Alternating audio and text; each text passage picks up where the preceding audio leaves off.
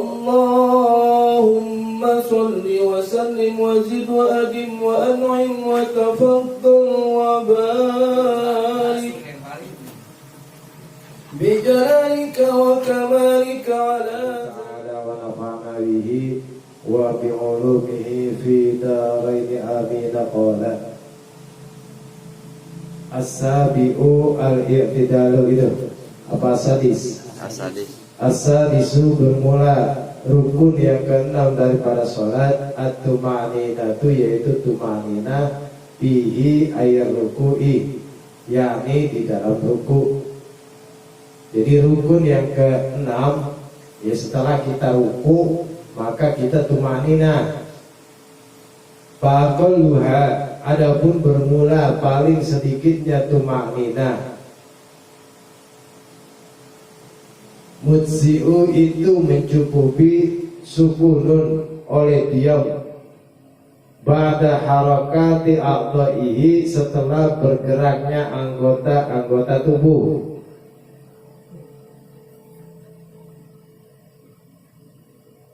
Wahada bermula ini diam setelah bergerak. Hakikatuha itu adalah hakikat makna sejati daripada tuma'nina allati la yujzi'u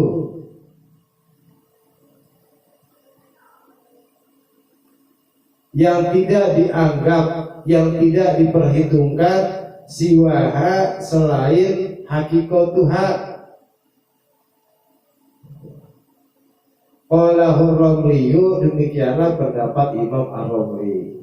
Jadi yang namanya tuma'nina sukunun ba'da harkati a'dha'ihi, diam sejenak setelah bergeraknya anggota badan. Ya kita ruku tidak dari diri kita ruku kan badan itu bergerak. Diam sebentar ya. Kalau kita habis baca subhana rabbiyal azim wa bihamdi 3 kali, diam sebentar ya itu. Nah itu namanya tuma'nina yang sejati, tuma'nina yang benar-benar gitu. Jangan ada gerakan bibir, jangan ya. Benar-benar diam semuanya gitu. Ya wa asar dan mengisyaratkan al-musannifu oleh pengarang kitab ila haddiha kepada batasannya tuma'nina biqadri subhanallah dengan seukuran membaca subhanallah. Subhanallah itu paling 2 detik, diam 2 detik, 3 detik itu namanya kita udah tuma'nina ya.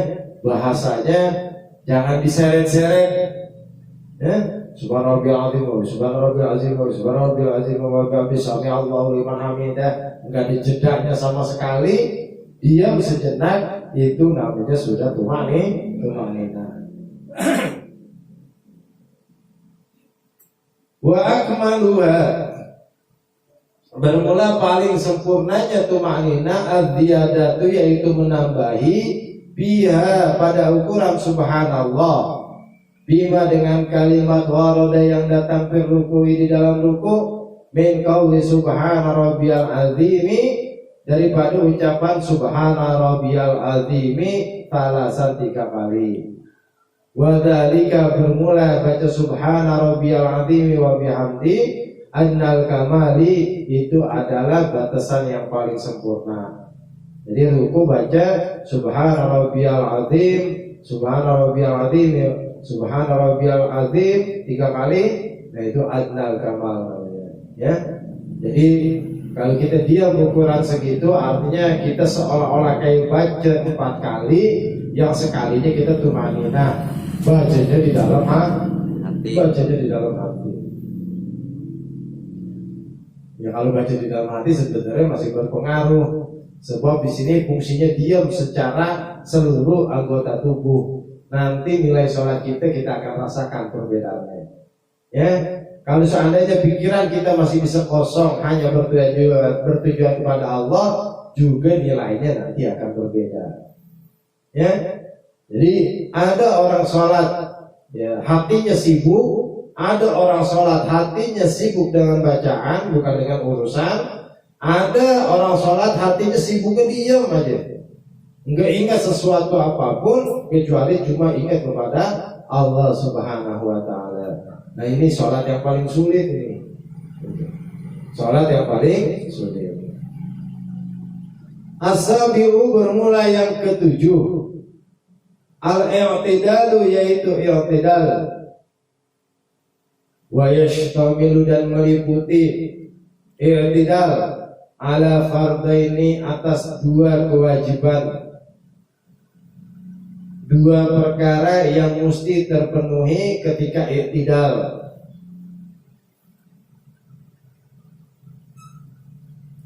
Al-awalu bermula yang pertama, madhkurun itu telah disebutkan di qaulihi dengan ucapan musannif bi ayyan tasiba,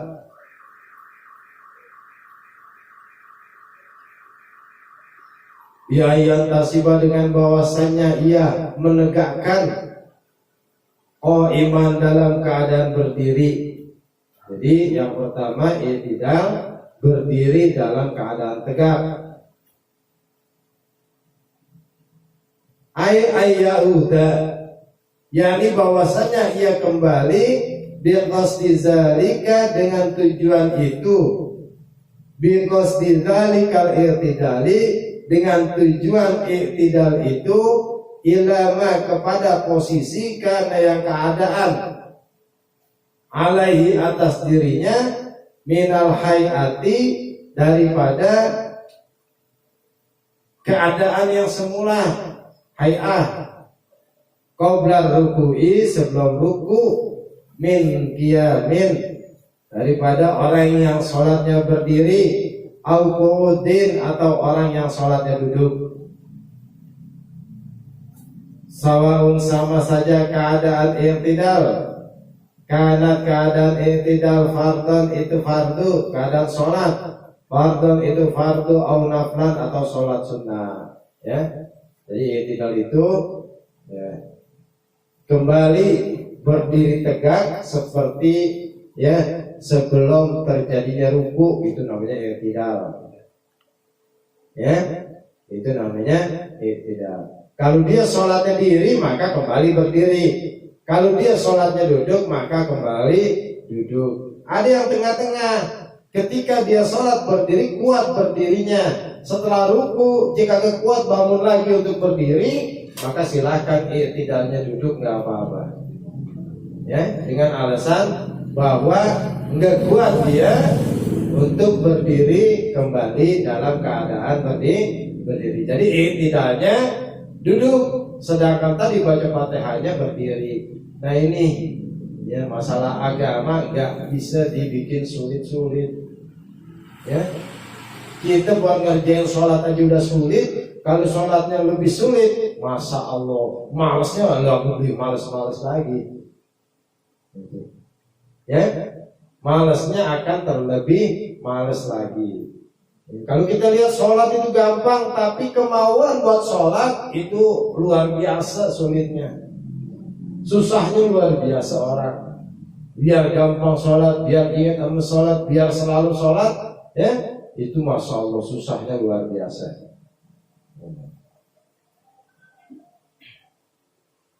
Walau lam yaksidhu,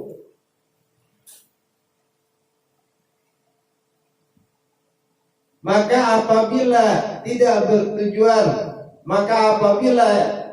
bertujuan oleh orang yang sholat kepada i'tidal,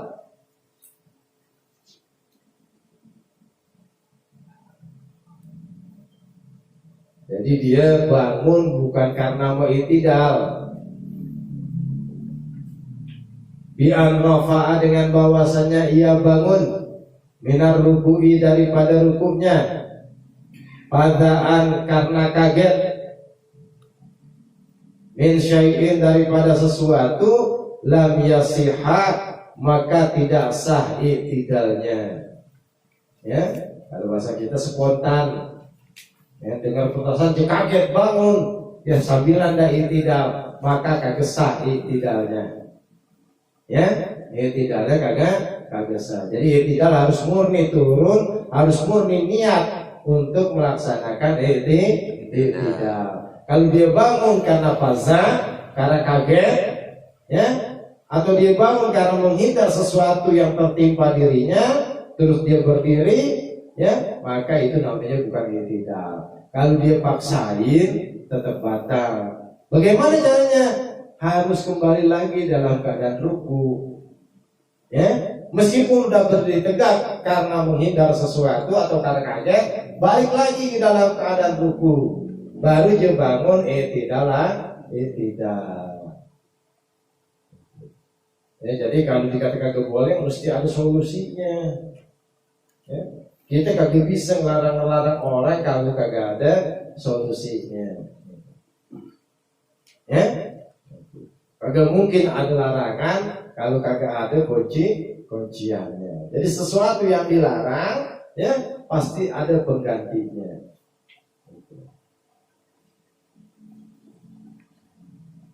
Tuh, kewajiban yang pertama, bahwasanya ia berdiri tegak, ya, bangun daripada rukunya.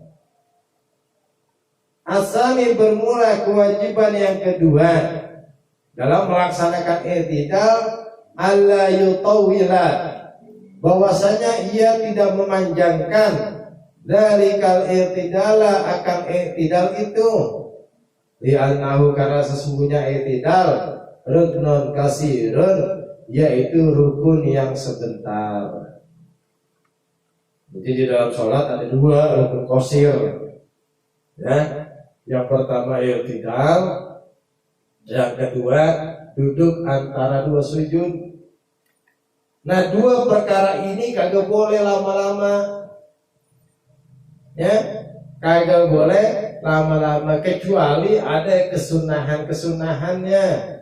Misalnya sunnah kunut, ya, maka i'tidal boleh lama, bahkan hadisnya jelas itu, ya. Duduk antara dua sujud bisa lama ketika sholat tasbih, tapi dikurangin bacanya jangan 15. Ketika i'tidal 10, ya, ketika duduk antara dua sujud itu 10. Yang lainnya 15 silahkan. Ya, ada yang pernah sholat tasbih? Ya, kalau Betawi sih harus dah ngalamin, ya. Artinya, ya saya orang Sunda, enggak ada nih. Ya cobain, itu. Cobain. Ya, kalau mau ngikut nanti Ramadan ramai. Ajak Bang Ipul, ya. Tanya Bang Ipul udah pernah belum? Gitu. Imam. Ya, oh imam. Bukan Ipul, nanti namanya imam. Ya. Kebangetan, ya. Imam Ghazali, ya, itu hampir enggak ada sholat sunnah yang belum beliau kerjakan. Sampai-sampai apa? Beliau mengerjakan sholat sunnah nisfu Sa'ban, padahal itu ada larangan keras, ya. Sampai-sampai melakukan sholat sunnah yang jadi perdebatan satu lagi,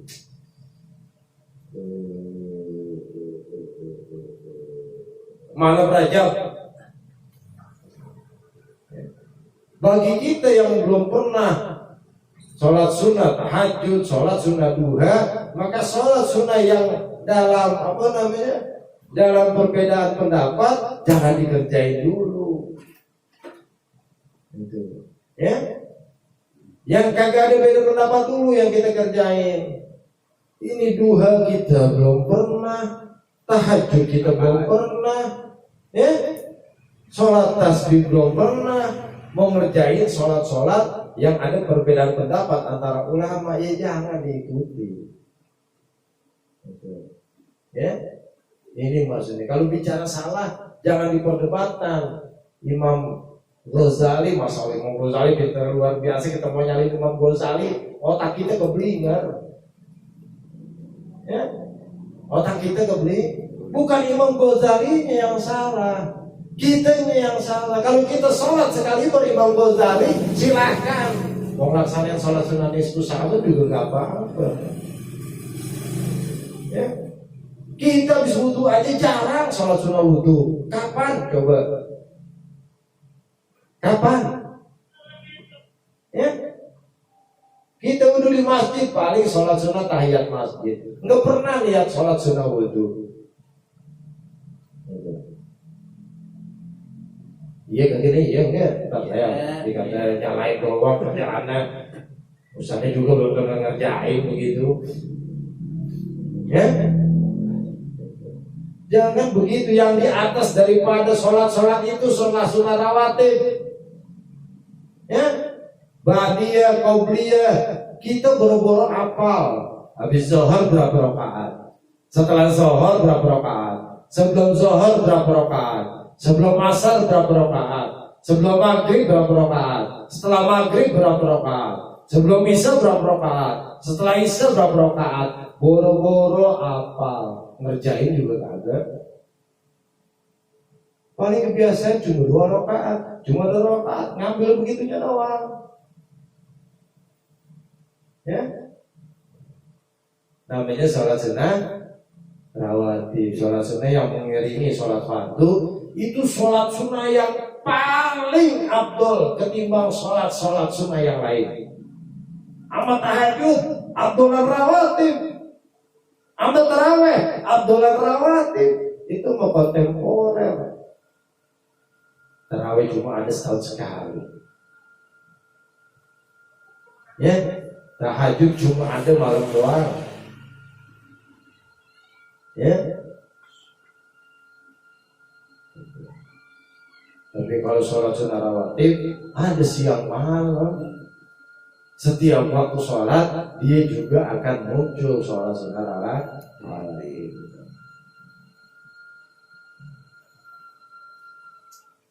Fa'in tawala, maka apabila memanjangkan oleh seseorang bisukutin dengan diam, atau bizikrin atau dengan zikir, ghairi masro'in, yang tanpa ada syariatnya, yang kagak diajarin, batalat maka batal sholatuhu oleh sholatnya. Jadi kalau kita tidak lama-lama, ya berdiam diri lama-lama, atau kita sibuk dengan zikiran yang tidak datang daripada Rasul, maka sholat kita batal. Nah ini sulit, ya. Semestinya sujud lebih lama daripada duduk antara 2 sujud. Kenyataannya kita lebih lama duduk antara 2 sujud daripada sujudnya itu sendiri. Kita baca subhanallahil a'la wa bihamdihi cepat. Allahu akbar. Rabbil firli, kita bacanya lama. Warhamni wajburni warfani warzuqni wahdini wa'afini wa'afwani. Kadang-kadang ada yang ketukar, ulang lagi ketukar, cari yang ulang lagi. Enggak apa-apa ketukar itu mah. Ya, enggak apa-apa ketukar. Ya. Tidak, kita lebih lama daripada rukunya. Ya. Amma tatwiluhu, adapun bermula memanjangkan i'tidal bizikrin dengan membaca zikir masru'in yang disyariatkan, yang disunahkan, kagunutin seperti baca kunut, wa nahwihi dan sumpamanya kunut, fala tabtulu maka tidak batal salatnya bihi dengan sebab kunut. Apa dzalika ar-Ramliyu, demikianlah yang menjelaskan hal tersebut oleh Imam Ar-Ramli. Ya Rabbi bil Mustafa balligh maqasidana waghfir lana ma madha ya wasi'al karami.